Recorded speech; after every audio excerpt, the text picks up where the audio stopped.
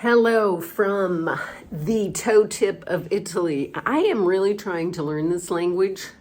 And I think why people who are older say, oh, I can't learn a new language. Yes, you can. You just have to be willing to be the person who doesn't know what the words mean, who sometimes speaks in English.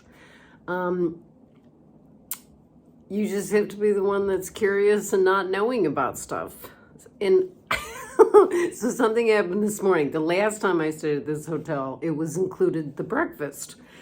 And this time it wasn't. And it doesn't matter to me because I really don't need to eat in the morning anyway. It wasn't like something that mattered. It was a language thing.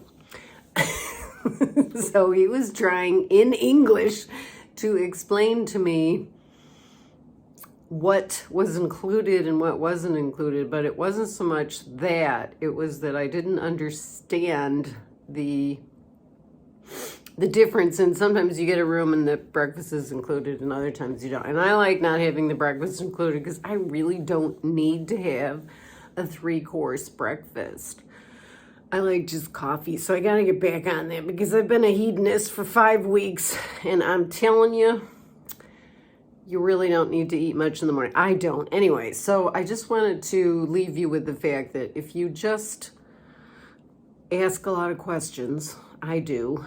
I kept asking questions until I understood because it wasn't that I wanted to know what was included in the breakfast that I wasn't getting. Croissant, sweet, everything. I just wanted to understand, because I'm going to come back to this hotel, about the breakfast being included or not included. And since there is a language barrier, they know English much better than I know Italian. I mean, I'm starting to know some words, but you know what I've noticed? I learn more when I listen before I start to speak and use the words. So I'm listening to what they're saying more and how to pronounce things. Then, of course, I do try to speak Italian, but you got to listen a lot and you got to just know that you don't know. I mean, that's the secret. Be the person that doesn't know. Be an idiot. That's kind of a big word, but it doesn't have to be. It's just the person that doesn't know. Keep asking. Keep going.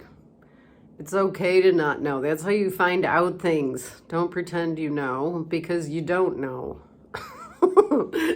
And just think back on things that you pretended to know and you didn't know. Sometimes it backfires. Okay, so I'll leave you with that. Ciao from Italy.